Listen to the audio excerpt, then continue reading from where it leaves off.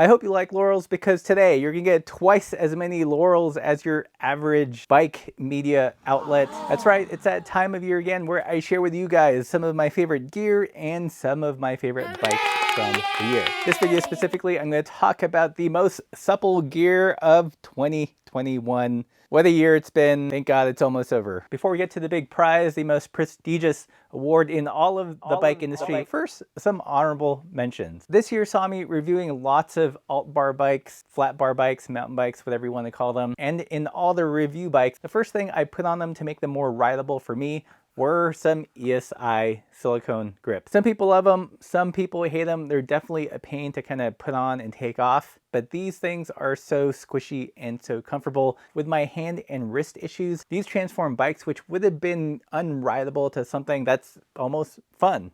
Honorable mention to the ESI silicone grips. I bought 3 or 4 pair of these this year and swap them around different review bikes. The next honorable mention are the Forager cable cherries. It's kind of irrational how happy these small and simple doodads make me, but I put these on all of my personal bikes. Basically what they do is they replace a crimped end cap on the cable. It lets you add a splash of contrasting color. They also prevent the cable ends from fraying, and for whatever reason, if you had to remove the cable to do some work, you can simply unscrew these off without making the cable shorter. So let's say you're doing 2 handlebars on one bike, which I plan to do with the Ritchey. Something like this lets you reuse those brake and shifter cables again. Forager cable cherries, I have these in multiple colors on multiple bikes. Great gift for a cyclist or for yourself. Another honorable mention is the Bike Iowa Bike Pogie Lights. Pogies themselves are not new. They've existed for different sports, as you know, commenters have told me, motorcycles, kayaks, snowmobiles, whatever. They found their way to bikes. How the Pogie lights are different is that they take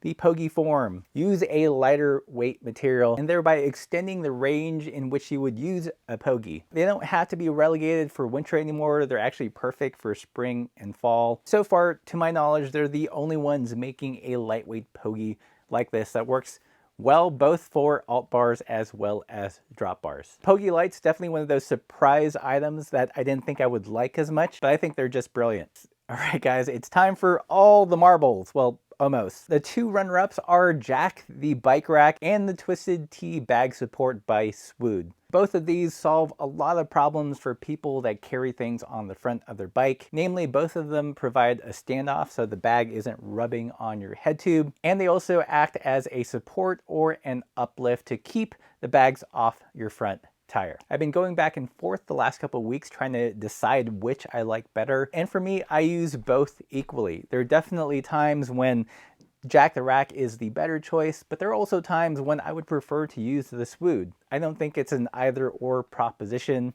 because each product kind of fills in the gaps that the other doesn't. So Jack the Rack is definitely more of a rack support. It works best if you're carrying bigger loads or if you're not using a Carradine style bag. You can put a basket on this or just use it as a platform. Whereas the Swood, if you are using a Carradine style bag, it is absolutely perfect for that. It has a lot smaller footprint. It weighs a lot less. So it doesn't alter the steering in any way. And it's just an elegant design. You can see my conundrum here. Both of them are excellent. Both of them do similar things as well as having distinct advantages. That is why both of them are tied for runner-up of the most supple piece of bike gear in 2021. All right, the moment has come. Which piece of gear really knocked my socks off, was revolutionary in some way, added a ton of functionality and made your bike more supple? But if I had to choose one, it would have to be the ratio mods for your SRAM drifters or Eagle derailleur. Let's face it, if you ride drop bars and you want low gearing, the bike industry hates you. You guys may be familiar with all the derailleur hacks that I've done in the Cave of Bad Ideas just to get lower gears on a drop bar bike. Industry don't care. Industry don't care. Or if they do care, they're going to charge you an arm and a leg to do it. But with Ratio, we can get mullet gearing that doesn't cost an arm and a leg. I've been running the Ratio cable fin on my Crust Bambora 11 speed, getting that wide range with a drop bar shifter works flawlessly. I also tested out the Ratio 12-speed mods for SRAM shifters on the Tumbleweed Stargazer. Again, worked beautifully. Since SRAM isn't going to give people what they want, I am so stoked that Ratio is doing it. And that is why they are 2021's winner of the most prestigious bike award in all of the bike industry. Again, 2 times the laurels, and are thereby deemed the most supple gear of 2021. But wait, the laurels are not over yet.